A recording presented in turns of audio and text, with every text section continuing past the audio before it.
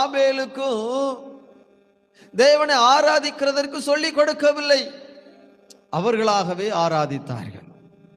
நோவாவினுடைய வாழ்க்கையை நீங்கள் பார்க்கும் பொழுது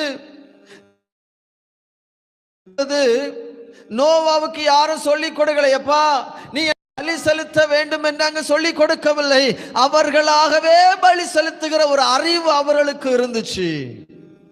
அப்ப அந்த அறிவு இன்றைக்கு மட்டுமல்ல, அந்த அறிவு நமக்கு இருக்கணும். ஏசாயா தீர்க்கதரிசி இவ்விதமாய் சொல்லுகிறார், என் ஜனங்கள் அறிவில்லாமலே கெட்டு போகிறார்கள், என் ஜனங்கள் அறிவில்லாமலே பாதாளத்திற்கு நேராய் போய் கொண்டிருக்கிறார்கள். அப்போ ஒரு மனிதனுடைய வாழ்க்கையில கர்த்தர் நமக்கு அறிவை சம்பூர்ணமாய் கொடுத்திருக்கிறார். அதனாலதான் எபேசியர் அழகா சொல்லப்பட்டிருக்கீங்களா, மெய்யான நீதியிலும் பரிசுத்தத்திலும் தேவனுடைய சாயலாக புதிய மனுஷன்